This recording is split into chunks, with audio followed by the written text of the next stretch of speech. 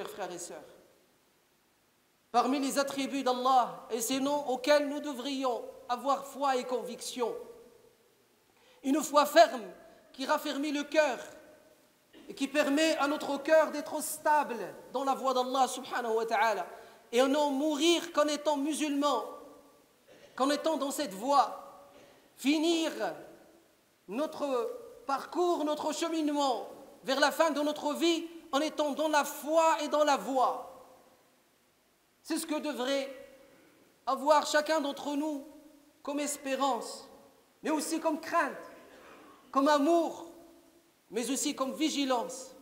Il faut qu'on soit très vigilant et qu'on fasse très attention à ce titre, à ce caractéristique divin, à cet attribut d'Allah subhanahu wa ta'ala al-Qarib, le plus proche de nous par excellence, le plus proche de sa créature par excellence, c'est le Créateur, gloire à lui. Il sait tout sur nous. Il nous observe, gloire à lui. C'est pour ça qu'il faut qu'on fasse très attention. Cela relève de notre foi, cela relève de notre présence, de notre existence, de notre maîtrise de ce que nous sommes.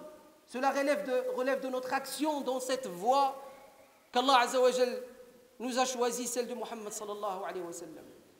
D'où le fait que le prophète sallallahu alayhi wa sallam, dans le hadith rapporté par l'imam Abi Daoud, nous dit, alayhi salatu wa sallam, rappelez-vous de la mort dans la constance, car elle vous permettra de ne pas vous mettre dans des postures où votre foi risque de quitter votre être.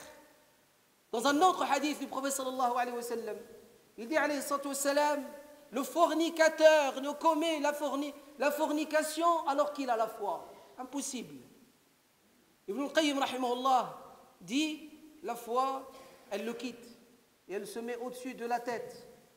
Lorsqu'il se repent, elle revient au cœur.